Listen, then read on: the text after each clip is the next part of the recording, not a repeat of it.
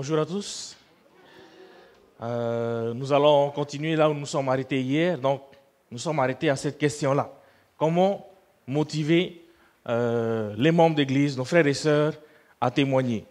Il est important de savoir que ce n'est pas tout le monde qui peut donner des études bibliques. Mais nous allons voir demain, dans la formation d'un groupe d'études bibliques, que tout le monde peut contribuer à la formation de ce groupe. C'est-à-dire qu'on a tous des amis qui ne sont pas encore adventistes, on a tous un cercle d'influence.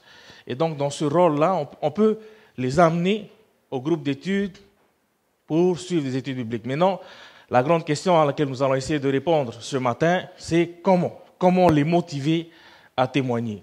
Et donc, comme je l'ai dit hier, ce sera une présentation que vous pouvez prendre avec vous et le faire dans votre église. OK? Je vous invite à fermer les yeux et nous allons prier. Seigneur notre Dieu, notre bon et tendre Père Céleste, nous te sommes infiniment reconnaissants pour cette belle matinée que tu nous donnes et surtout pour ce moment de partage que tu nous accordes. Nous te demandons humblement que ton Saint-Esprit, comme il le fait toujours, puisse continuer à nous guider, à nous éclairer dans cette matinée de formation. C'est là ma prière, Père, au nom de Jésus, notre Sauveur, qui revient bientôt. Amen. Comment motiver les membres d'Église? Nous avons vu hier que il y a certaines excuses qui reviennent souvent. Vous vous rappelez des excuses qu'on donne, que les membres d'Église donnent? Pas le don, pas le temps, ça fait honte.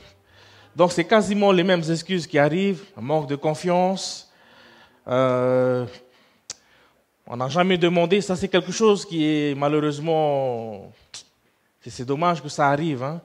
Il y a des membres d'église qui ont le potentiel de le faire, mais souvent ils sont mis de côté. On ne les utilise pas. Et ça, c'est quelque chose qui ne devrait pas arriver. Il y a aussi le manque de formation. Et on remercie encore une fois la mission, l'administration et toutes les personnes qui ont organisé justement ces 2 semaines de formation. Mais vous allez voir que dans la présentation, qu'on peut continuer cette formation au sein des églises avec des personnes qui ont les capacités de le faire. Et il y a aussi cette incompréhension des rôles où beaucoup, pendant longtemps, ont pensé que c'est seulement le pasteur et les responsables qui doivent faire du témoignage. Voilà, donc ce sont toutes ces excuses-là et surtout aussi un manque de motivation. Maintenant, comment faire? Est-ce que vous avez des idées pour motiver les membres d'église à témoigner? Quelle méthode? Qu'est-ce qu'il faut faire? Est-ce qu'il faut les forcer?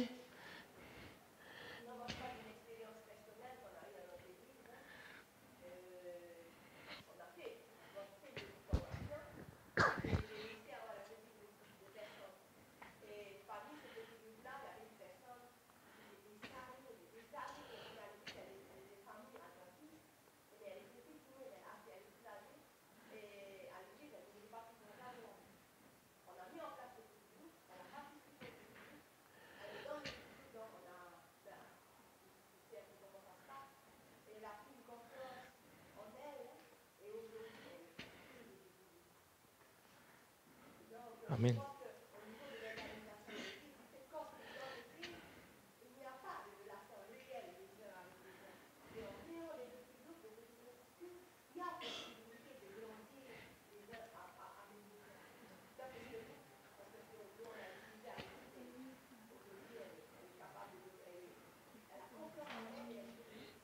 Exact.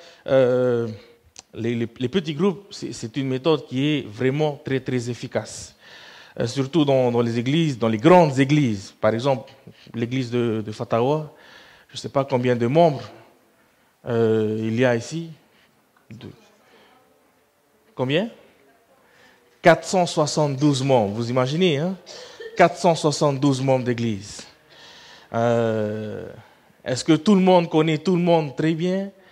C'est difficile dans ces conditions. Or, les petits groupes permettent justement, premièrement, de découvrir les dons de chacun, et deuxièmement, de mettre des situations où ils peuvent mettre en application leurs dons personnels. Une chose qu'il ne faut surtout pas faire, c'est forcer. Forcer les mots, ça c'est quelque chose à bannir complètement. Que se passe-t-il quand on force? Ça bloque, ça fait fuir, ça fait reculer, beaucoup. Une mauvaise appréhension. Beaucoup de choses négatives quand on force une personne à l'œuvre missionnaire. Ce qu'il faut faire, vous savez qu'est-ce qu'il faut faire? Une idée?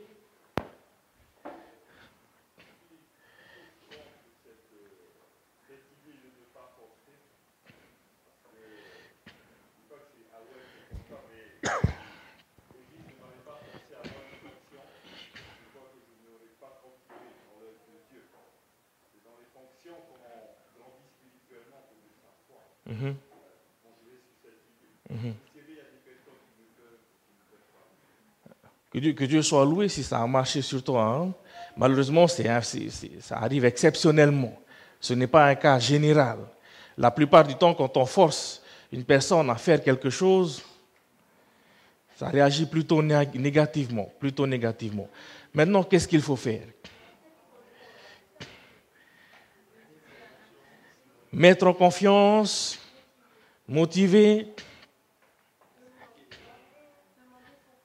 demander sans forcer. Ok.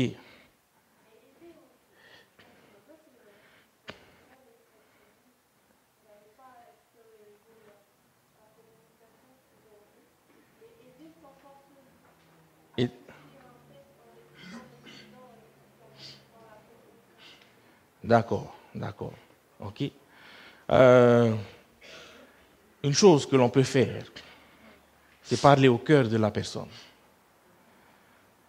Le verset qui dit dans Exode 18, verset 21, choisis parmi tout le peuple des hommes capables.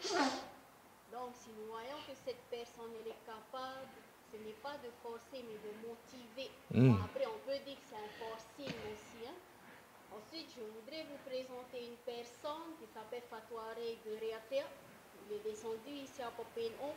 Lui, c'est quelqu'un de très timide. Quand il parle, c'est doucement. Ben, je vous assure que quand il a évangélisé en novembre, c'était power. C'est pour dire que Dieu, il change aussi la personne. Mais il faut une motivation. Justement, il faut parler au cœur de la personne. Il faut faire rappeler à la personne que, quel que soit le don que tu as, lorsque tu le places en Christ, ce don sera décuplé. Ce don va exploser. Et donc, il faut vraiment s'adresser au cœur de la personne et lui faire rappeler le pourquoi nous sommes là. Lui faire rappeler le pourquoi Christ nous a appelés. Vous voyez ce que je veux dire? Et donc, avec la présentation que nous allons voir ensemble là, que vous pouvez présenter dans chacune de vos églises, vous allez vous adresser au cœur de chaque personne. OK? Alors, la présentation commence avec un exemple concret, un exemple de la Bible, l'exemple des apôtres. Vous l'appelez? Lorsqu'on vient dans le livre des Actes, et quand on voit la croissance de l'Église, l'Église a commencé avec combien de personnes? 120. 120 disciples. Qu'est-ce qu'ils faisaient, ces disciples? Ils priaient. Est-ce qu'ils étaient chacun dans leur coin? Ils étaient tous ensemble, réunis, et ils priaient. Ils priaient pourquoi? C'est quoi ça, l'effusion du Saint-Esprit? Donc, ils ouvraient leur cœur à la mission que Christ leur avait laissée. Et Christ est parti en disant, je m'en vais, mais je vous enverrai le consolateur qui va venir apporter toute la puissance dont vous avez besoin. Donc, ils étaient 120. Ensuite, Acte chapitre 2. Juste Acte chapitre 2. Que se passe-t-il? 3000 nouveaux convertis. Vous voyez l'explosion? De 120, c'est passé à 3000. Ensuite, quelques chapitres plus loin, chapitre 4. 5 000 hommes, on ne parle que des hommes là, on ne parle pas de leurs épouses et enfants. 5 000 hommes, 120, 3 000, 5 000. On continue. Acte chapitre 5. De plus en plus, ça a rajouté encore. On continue. Acte chapitre 6. On dit que le nombre de convertis grandissait. Le nombre était croissant. On continue. Acte chapitre 9, ça ne s'arrêtait pas, ça continuait à grandir. L'Église continuait à grandir. Ensuite, on commence, acte chapitre 16, à implanter de nouvelles églises. Okay? Par exemple, dans la commune de Paia, c'est une grande commune, une des plus, en distance, on va dire, hein, et il y a une seule église. Une seule église. Et un des projets de l'église de Paia pour les 2 ans qui arrivent là, c'est de pouvoir implanter une nouvelle église dans cette grande commune de Paia. Acte chapitre 16. Ensuite, on continue. Acte chapitre 21. Plusieurs milliers de personnes avaient accepté le Christ dans leur vie. Donc on voit une croissance qui fait quoi? On ne parle pas de 2-3 baptêmes, hein. On parle de 3 000, de 5 000. C'est une croissance qui explose. À votre avis, est-ce que c'est possible aujourd'hui? C'est possible?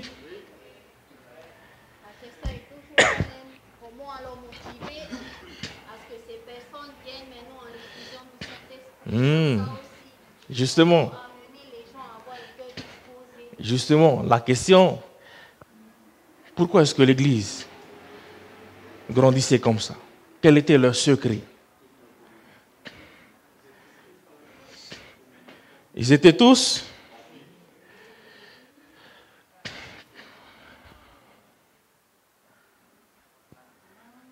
c'était tout le monde. Tout le monde. Tout le monde, tous les membres qui rendaient témoignage. Ils étaient un. Exactement ce que le principe de la Bible nous enseigne. Un seul corps qui bouge en même temps. Il n'y a pas de personne qui a son pied qui se barre tout seul. Hein?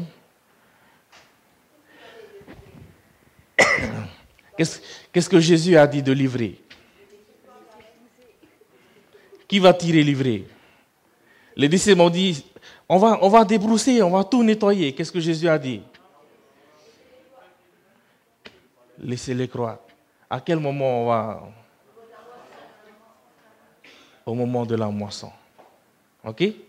Alors, comme je l'ai dit, il faut s'adresser au cœur de la personne et faire rappeler à toutes les personnes, à tous les membres, que ce pourquoi nous sommes là. Est-ce que c'est quelque chose qui va fonctionner à 100%? Est-ce que vous allez réussir à motiver toute l'Église?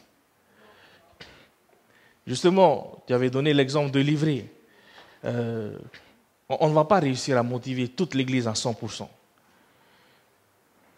Mais il ne faut pas cesser de continuer à appeler comme Jésus l'a fait pour chacun de nous. S'il avait appelé une seule fois, pour moi-même, je ne sais pas si je serais encore là. Mais Jésus continue à appeler encore et encore et encore et encore. Et donc, on est là pour motiver. Vous vous rappelez de la citation que j'avais mise hier? Première citation. L'œuvre de Dieu sur terre ne sera jamais terminée, à moins que des hommes et des femmes composant notre Église se rallient au travail, à moins que tous ensemble nous soyons unis pour servir. À moins qu'il y ait ça, l'œuvre de Dieu ne sera jamais terminée. Jamais terminée. OK? Donc il faut travailler ensemble. Travailler avec les pasteurs, travailler avec les officiants. Et ça, c'est un message non seulement pour les membres d'église, mais aussi pour les officiants et les pasteurs. Car un exemple avait été dit hier, quelquefois, il y a certains officiants qui veulent tout faire. Et donc, il faut faire rappeler cela. On est là pour travailler ensemble, pour avancer ensemble. OK? Notre citation. Toutes les citations que je vais mentionner viennent de notre c'est Madame White, notre prophète. La prédication ou la dispensation de la vérité de Dieu n'est pas... Ça veut dire quoi? Ce n'est pas uniquement les pasteurs ou les personnes consacrées qui doivent témoigner. C'est tout le monde qui doit témoigner. Une autre citation. L'idée que le pasteur doit porter tous les fardeaux et faire tout le travail, c'est quoi? C'est une grande erreur. D'ailleurs, la Bible le dit. Qu'est-ce que la Bible dit? 1 Pierre chapitre 2, verset 9. Vous faites compte qui est pasteur? Vous, au contraire, vous êtes une race élue. C'est quoi un sacerdoce royal? Des prêtres. Une nation sainte, un peuple acquis, afin que vous annonciez les vertus de celui qui vous a appelé des ténèbres à son admirable lumière. Donc, le témoignage, ce n'est pas réservé seulement aux officiants ou aux pasteurs, mais à tous. Nous sommes tous appelés à servir. Je vous ai même mis des citations pour les pasteurs.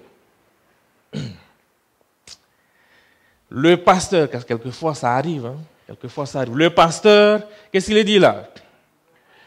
Ne devrait pas penser que c'est son devoir de faire tout le parler. Ok? Tout le travail et la prière. Qu'est-ce qu'il devrait faire? Il devrait former ses assistants dans toutes les églises. Donc, une chose que vous pouvez dire à votre pasteur, pasteur, à quand la formation? Quand est-ce que tu vas nous former? Quand est-ce que tu vas nous apprendre comment faire? Donc, un message pour les pasteurs, ce n'est pas fini. Que le pasteur dévoue plus de son temps à faire quoi? À former qu'à prêcher. À former qu'à prêcher. Et bon, je suis dans le lot, je suis exactement en plein dedans. À quel moment est-ce qu'on voit le pasteur? Ça va à la prédication. Ça va à la prédication. Or, le pasteur doit dévouer plus de son temps à former, qu'il enseigne les membres comment transmettre aux autres la connaissance dont ils ont reçu. Une autre citation. La plus grande aide qui peut être donnée aux membres est de quoi? De leur enseigner à travailler pour Dieu et à se dépendre de qui? De Dieu au lieu du pasteur. OK? Donc, dans cette présentation, c'est un message et pour les membres, et pour les officiants, et pour les pasteurs. Là, j'adore cette citation. Là, on parle au cœur de tous les membres d'Église. Qu'est-ce que Mme White nous dit ici? Toute âme que Christ a sauvée, est sauvée pourquoi? Est appelée à travailler en son nom pour le salut des perdus. Et donc, on s'adresse à tous les membres d'Église. Christ nous a sauvés. Nous sommes sauvés et nous sommes sauvés pour servir, pour travailler, pour œuvrer. Nous ne sommes pas sauvés pour se tourner les pouces, mais pour travailler. OK? Justement, tout à l'heure, on a dit, chacun on a des dons différents. On n'est pas semblables.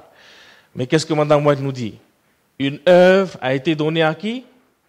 À chacun. Et personne ne peut faire quoi? Ne peut se substituer. Je ne vais pas dire, si tu peux prendre ma place. Nous avons tous quelque chose à faire. Nous avons tous une œuvre. Nous avons tous un don. D'ailleurs, c'est ce que la Bible nous dit. Dans Actes chapitre 13, verset 47, qu'est-ce qu'il dit? Car ainsi quoi? Ainsi nous l'a ordonné le Seigneur. Je t'ai établi pour être la lumière des nations, pour porter le salut jusqu'aux extrémités de la terre. Donc c'est plus qu'un appel. C'est plus qu'un appel. Jésus est là et il veut que nous travaillions avec lui. OK? Donc le Seigneur appelle chacun de ses disciples à être quoi? Premièrement, Actes chapitre 1, verset 8, des témoins. C'est quoi un témoin?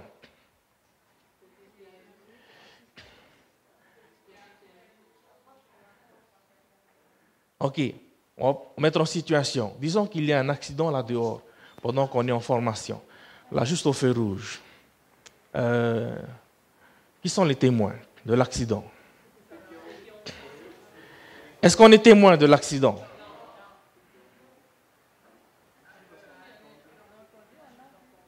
On a entendu. On aurait pu entendre peut-être les pneus freiner et le choc de la collision peut-être. Mais est-ce que ce témoignage a de la valeur, on va dire? Ce sont les témoins oculaires, les personnes qui étaient là, qui ont vu l'action. Nous sommes appelés à être des témoins. Comment est-ce qu'on peut être témoin pour Christ? Par rapport à cet exemple.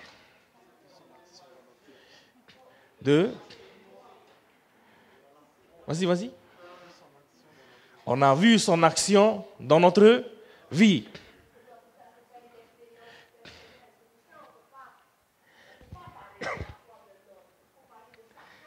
Exactement. De son vécu, de son histoire, de son chemin de Damas, comme avec Paul.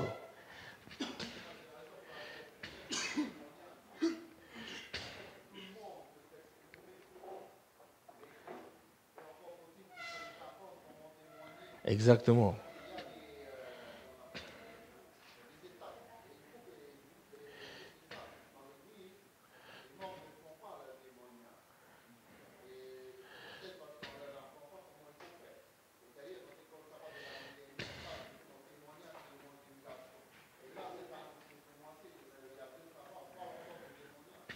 Témoignage personnel.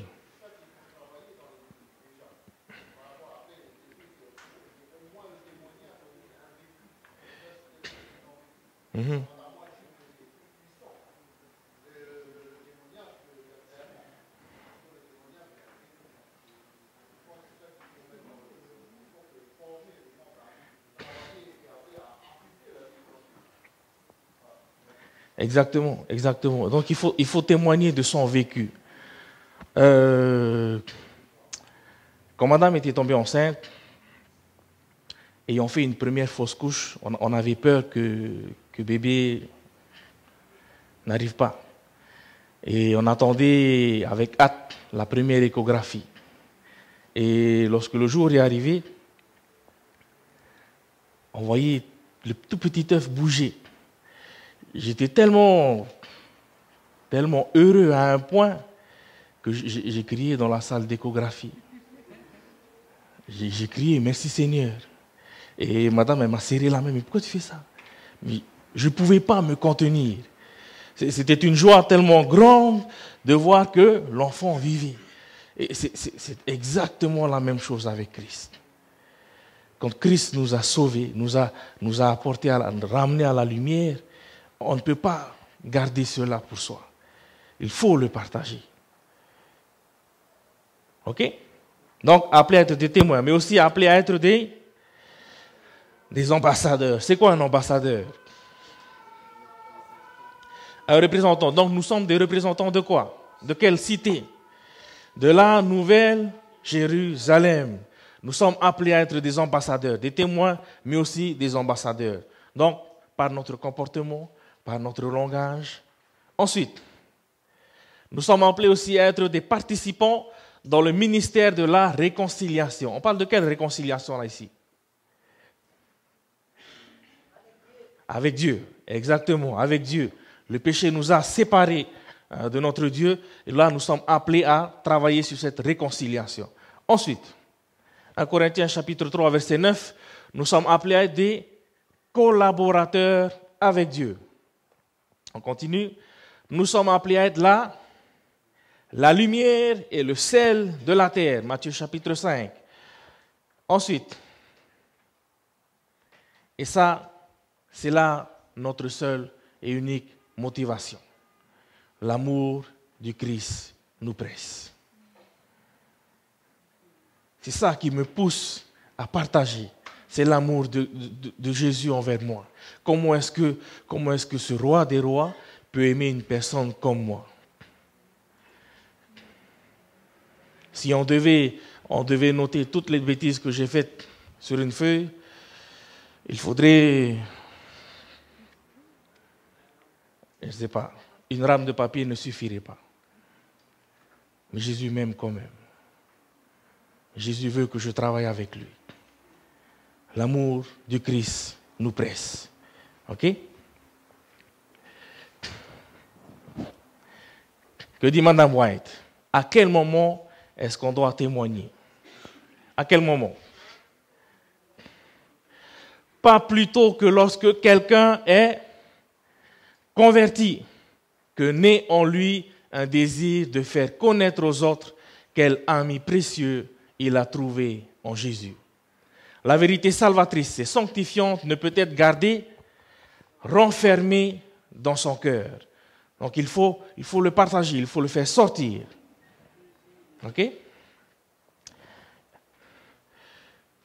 Témoigner apporte aussi quelque chose à notre vie spirituelle. Le fait de partager. Pour moi, la meilleure fonction que l'on puisse avoir au sein de l'Église, à votre avis, c'est quoi?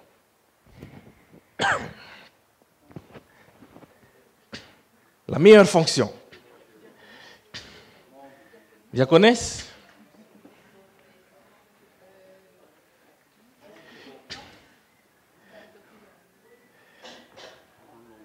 Exactement. Pour moi, ça c'est mon avis personnel. Moniteur. Moniteur d'une classe d'école sabbat. Pourquoi?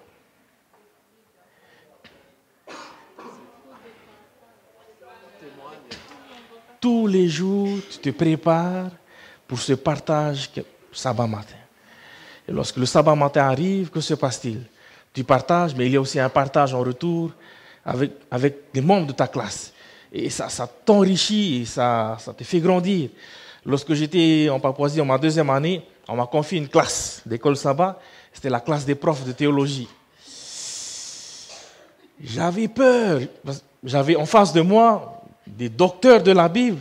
Comment est-ce que j'allais, moi, étudiant en deuxième année, tenir une classe d'école sabbat avec tous ces profs? Mais durant cette année où j'étais moniteur, j'ai appris tellement de choses au travers de nos séances de partage chaque sabbat matin. Chaque sabbat matin. Et depuis ce jour-là, pour moi, c'est la meilleure fonction. Moniteur EDS. En plus de cela, il n'y a pas de comité d'église à participer. Tu es là avec ta classe et tu grandis avec ta classe tous les jours, chaque sabbat. Pour moi, c'est le top. C'est le top du top. OK? Et c'est exactement ce que Mme White nous dit ici dans cette citation. Est-ce qu'on peut le lire ensemble? Qu'est-ce qu'elle dit? Dieu peut seul accomplir son projet de sauver tous les pécheurs sans notre aide. Ça, c'est important. Hein? Dieu seul, il peut faire sans nous. Mais, pour que nous puissions développer un caractère similaire à celui de Christ, une participation dans son œuvre est nécessaire. Pour entrer dans sa joie, la joie de voir les âmes rachetées par son sacrifice, il nous faut participer dans ses entreprises pour le salut. Comme je l'ai dit hier, il me semble, dans la prière, c'est un honneur pour nous de servir, de travailler avec l'Éternel. C'est un privilège, c'est une joie. OK? Elle dit encore, toujours, la force de résister au diable est mieux acquise comment? Par un service agressif. C'est quoi un service agressif?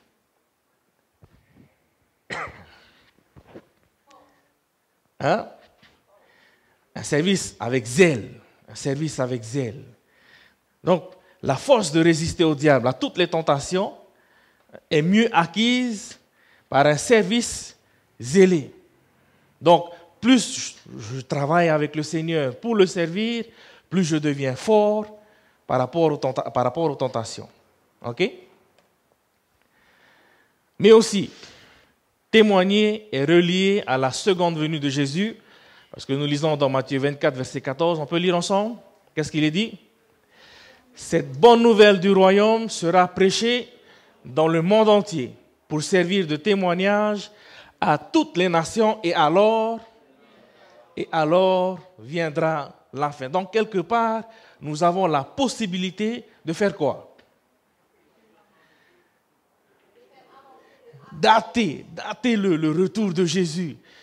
Parce que le verset le dit bien, quand toutes les nations auront entendu cette bonne nouvelle, alors viendra la fin. Amen. Vous voyez le potentiel que l'on a dans nos mains? On peut faire hâter le retour de Jésus. Et je ne sais pas pour vous, mais moi j'ai hâte de partir d'ici. Non? Non, ça va? Vous appréciez encore la belle vue de la plage? J'ai hâte de partir d'ici. Et là, Jésus nous dit, vous avez la capacité d'hâter mon retour. Lorsque tout le monde aura entendu la bonne nouvelle, alors viendra la fin. Et ça, c'est extraordinaire. C'est extraordinaire. OK?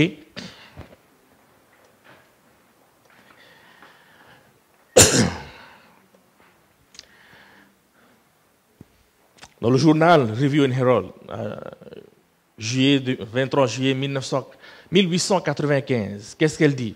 Ça a été écrit en 1895. Hein? Oui.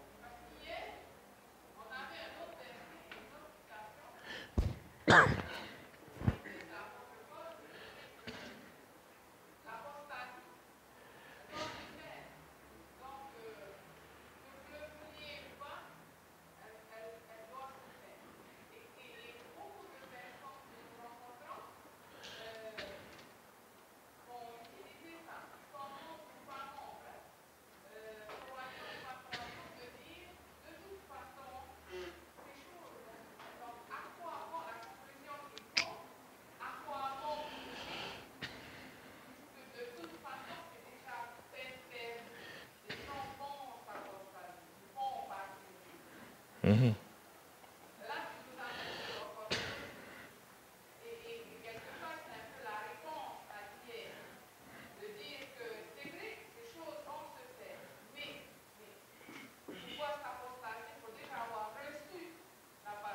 Exact.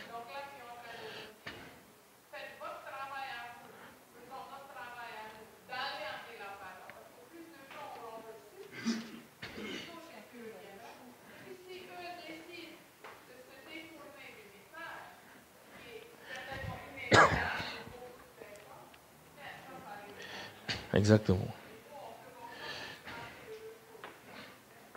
Exactement. Si Jésus avait dit à quoi bon,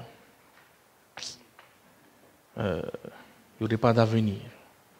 Il n'y aurait pas d'avenir. Mais il l'a fait jusqu'au bout.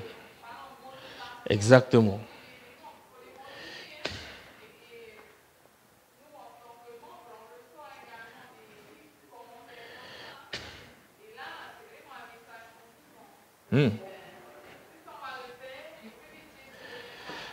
Exactement. Je le dis souvent, parce que partout où je vais, si j'avais la possibilité de tous vous emmener et de faire un séjour, ne serait-ce que de 3 mois, en Papouasie, avec nos frères et sœurs de là-bas, je l'ai dit et je le redis encore, dans chacune de leurs prières, dans toutes leurs prières, Seigneur, reviens et ramène-nous à la maison. Tellement ils ont hâte de laisser ce qu'ils vivent au jour d'aujourd'hui dans leur pays, ils ont hâte d'aller. Malheureusement, nous, dans nos prières, qu'est-ce qui revient le plus souvent? Bénis-nous, continue à nous donner ceci, à nous donner, alors que nous sommes une nation plus que bénie, hein, plus que bénie. Ok? Oui, Neil. Dieu ne retarde pas sa promesse, mais il use de façon envers nous, afin que tous arrivent à la repentance. Justement, que tout le monde soit sauvé. Alors, la fin viendra. Alors, la fin. On pense que c'est nous qui attendons Dieu. Mais quand c'est le contraire, même si nous, c'est Dieu qui attend qu'on agisse. Il dit lui-même, il est disposé à donner son esprit. Et nous, on n'est pas prêts. Ça, il faut qu'on agisse. C'est ce que dit Mme White. Nous vivons aujourd'hui, on lit ensemble, nous vivons aujourd'hui dans les scènes finales de l'histoire de ce monde. C'est ce qui se passe au jour d'aujourd'hui.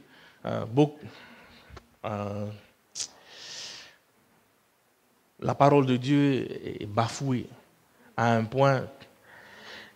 La dernière fois, j'entendais une discussion avec un pasteur de notre religion qui discutait avec un ami et il disait par rapport au mariage pour tous, il disait comment est-ce que l'homme peut changer ce que Dieu a institué? Et l'homme, mon ami, lui a répondu, et pourquoi vous avez changé le sabbat? Comment est-ce que l'homme peut oser changer ce que Dieu a institué? Le pasteur dit, tu changes de sujet, tu es hors sujet là. Mais bon, aujourd'hui nous sommes arrivés à la fin, que les hommes prennent conscience de quoi? De leur responsabilité de connaître la vérité. La fin du monde arrive. Une considération convenable de ces choses inciteront tous à prendre un engagement total de tout ce qu'ils ont et sont devant Dieu. Donc il faut que tout le monde, tous les membres d'Église puissent réaliser que la fin est là. Nous sommes la dernière Église. Nous sommes l'Église qui allons prêcher le dernier message avant que tous les éléments de la fin vont arriver. Donc il faut que tous nous soyons conscients de cela. Et plus encore, les apôtres, à la Pentecôte, ils avaient reçu le Saint-Esprit. Et la Bible nous parle de quoi? De la pluie de l'arrière-saison, la puissance du Saint-Esprit.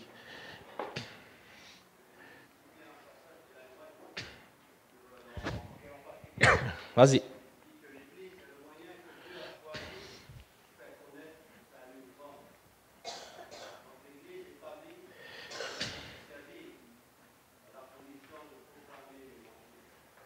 Exactement. L'Église. L'Église. Vous vous rappelez de la naissance de Jésus? C'est une théorie que j'ai lue, mais qui me semble intéressante. À la naissance de Jésus, les mages étaient guidés par quoi? Par l'étoile. Où est-ce que l'étoile est allée? Est-ce que l'étoile est allée directement vers Jésus? Où est-ce que l'étoile est allée d'abord? Où? À Jérusalem. L'étoile a mené les mages à Jérusalem. Pourquoi à Jérusalem?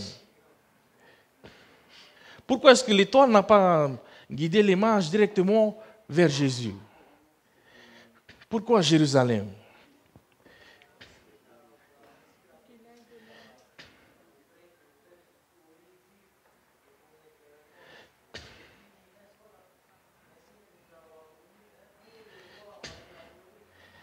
C'était le rôle, Jérusalem c'est l'église, c'était le rôle de l'église de mener, d'annoncer au Sauveur. L'étoile est allée d'abord à Jérusalem, parce que c'était le rôle de Jérusalem. Mais Jérusalem n'était pas prête. Pourtant, il y a eu prophétie après prophétie annonçant la venue du Sauveur, avec Jean-Baptiste qui a préparé le chemin, mais l'église n'était pas prête. Et l'étoile a continué son travail en guidant les mages jusqu'à Jésus. Jusqu'à Jésus.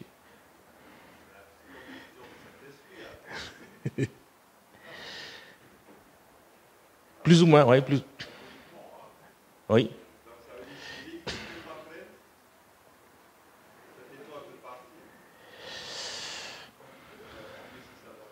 Oui, oui, oui. Exactement. Exactement. Et justement, est-ce que la pluie de la ressaison est arrivée? L'averse. C'est pas mal celle-là. L'averse. Est-ce que la pluie de la ressaison est arrivée?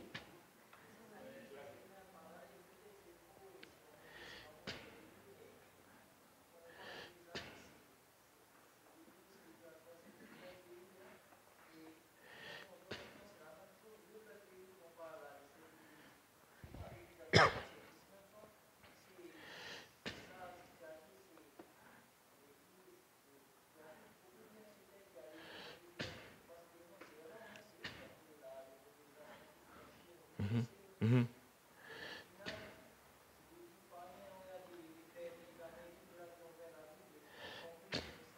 Exact. Exact.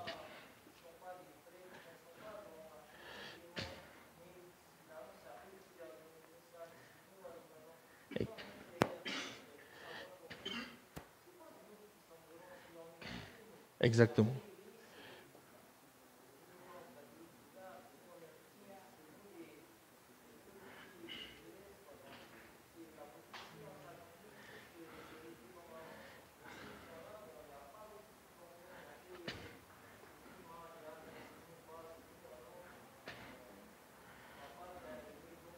Mm.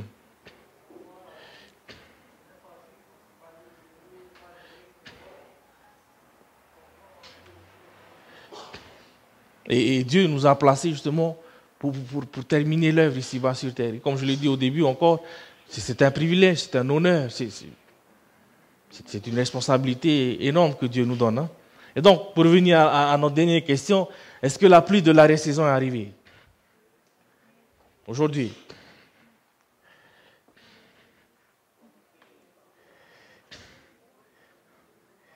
Est-ce que c'est arrivé? La Bible dit que cela ressemblera à la première pluie, à la Pentecôte. Que s'est-il passé? Vous vous rappelez des premiers textes? La puissance du Saint-Esprit en pleine action. Hein? Est-ce que la pluie de la saison est arrivée? C'est l'inverse.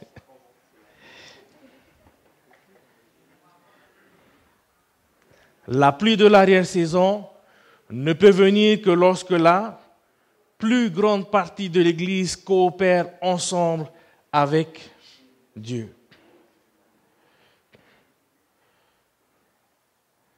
Donc, le fait que la pluie de l'arrière-saison ne soit pas encore arrivée, il n'y a pas encore cette unité. Comme les 120 qui étaient là dans la chambre haute. Il faut que tous nous soyons réunis pour demander justement la puissance du Saint-Esprit. Et lorsque cette puissance arrivera, que va-t-il se passer? Un grand boom. Mon frère aussi, Dorina. Au jour d'aujourd'hui, l'Amérique du Sud. Wow. On parle d'un pasteur pour au moins 150 églises. Et l'œuvre grandit tellement rapidement que aujourd'hui, comment on dit, pour compter tous les membres d'église, on n'arrive pas encore à avoir les chiffres exacts, tellement il y a de conversions jour après jour. Donc, c'est une explosion là-bas, explosion.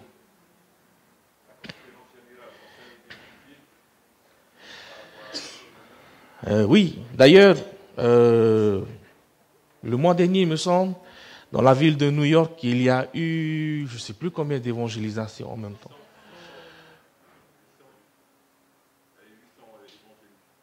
Oui, il me semble qu'un chiffre comme ça. On était à Rotoy et Pasteur Jean-Noël était revenu il était un des évangélistes qu'on avait envoyé à New York. Il nous racontait un peu ce qui se passait tous les soirs. Plusieurs endroits de la ville de New York. Et on connaît la ville de New York. Hein. Quelle est la réputation de la ville de New York? C'est une ville hostile. Hein. Et pourtant, Pasteur Jean-Noël disait que tous les soirs, lorsque le matin ils se réunissaient tous les évangélistes pour préparer le message du soir suivant, lorsqu'ils faisaient leur rapport, tous les soirs, tous les chapiteaux étaient remplis. Remplis. Et nous, ici, au sein de la Polynésie française, on a notre projet aussi, on a des projets, entre guillemets, projet New York, c'est ce qui va se passer l'année prochaine. Hein, et notre New York à nous, ça sera FAA. Hein, voilà. Et donc, on va faire exactement la même chose. Et la conférence générale est en train de mobiliser l'Église adventiste mondiale dans cette œuvre-là. Et donc, nous nous avançons, nous nous approchons justement de cette plie. Dorina, tu...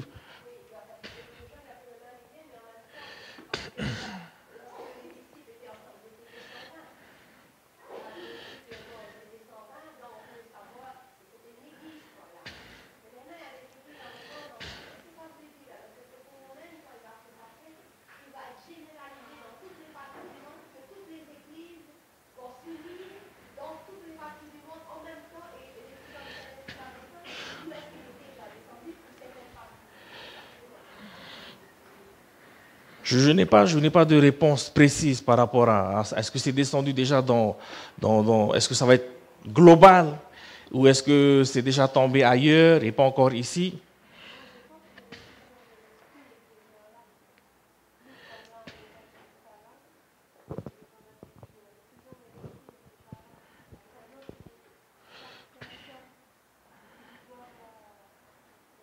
Oui, le Saint-Esprit est ici parmi nous, mais quand on parle de la pluie de l'arrière-saison, quand on lit les premiers chapitres de Actes, on parle d'explosion. On parle d'explosion. Les apôtres sont sortis, après avoir reçu le Saint-Esprit, ils sont sortis, ils ont commencé à prêcher l'évangile dans toutes les langues. Dans toutes les langues. Et on ne pouvait pas les arrêter.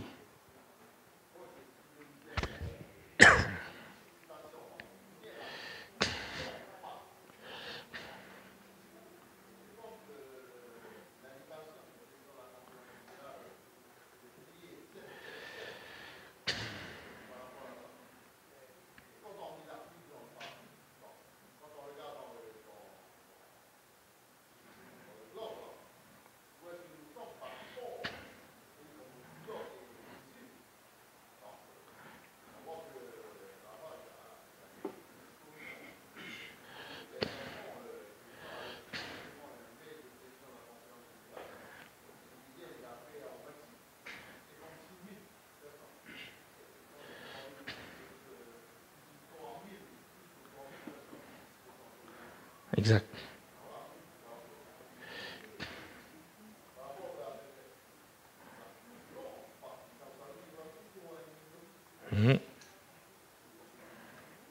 On ne pourra pas motiver tout le monde à 100%. Hein.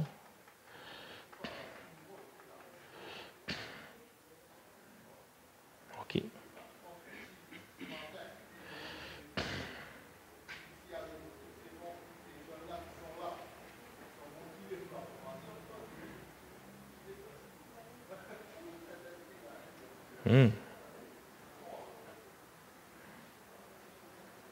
Ok. Oui.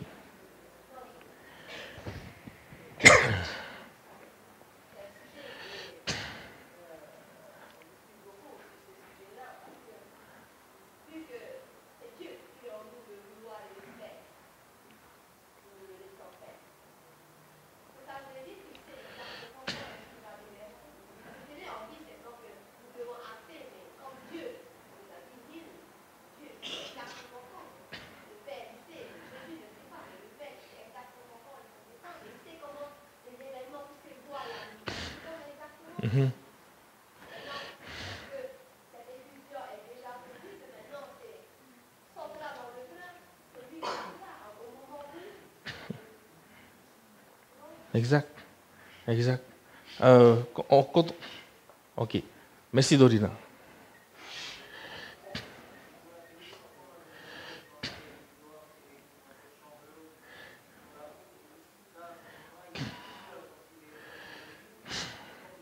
Exact. Exact.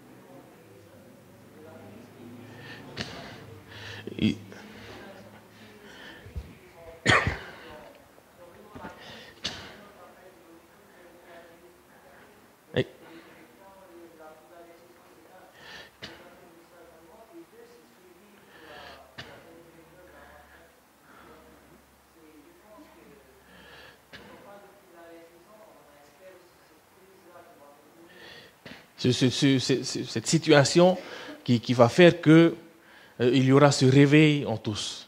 Et c'est bien ce que tu soulignes dans le sens où, quand on regarde là où l'Église croît le plus, grandit le plus, c'est où? C'est dans les pays pauvres, dans les pays vraiment pauvres. Justement, ils veulent sortir de cette situation. Et pour eux, la nouvelle Jérusalem, c'est un espoir concret sur lequel ils se raccrochent tous les jours. Tous les jours. Et comme tu l'as dit ici aujourd'hui, à Tahiti,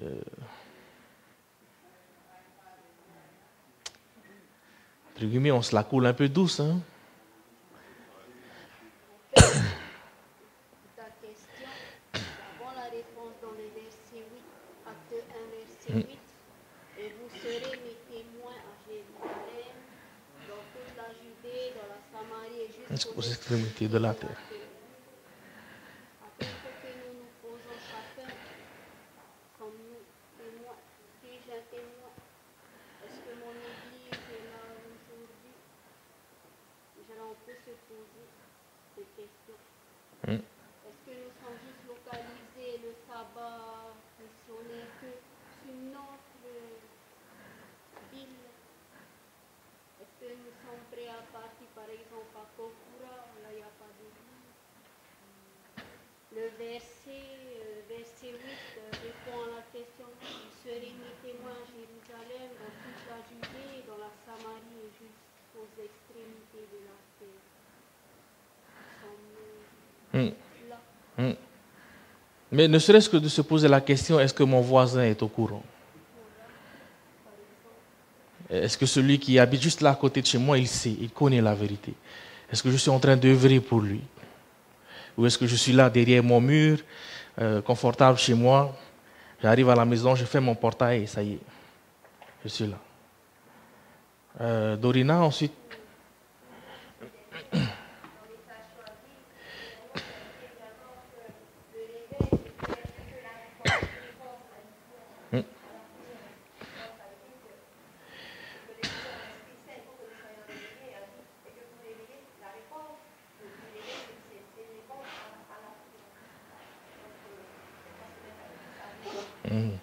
C'est pour ça que je remercie vraiment le Seigneur pour l'école sabbat de ce trimestre, qui tape vraiment en plein dedans, hein, et qui arrive vraiment à point pour notre Église aujourd'hui.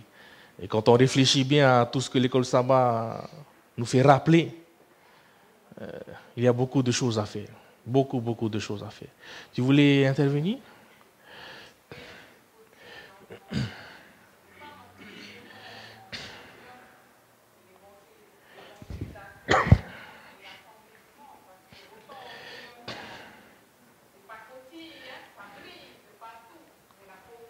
Exact. Exact.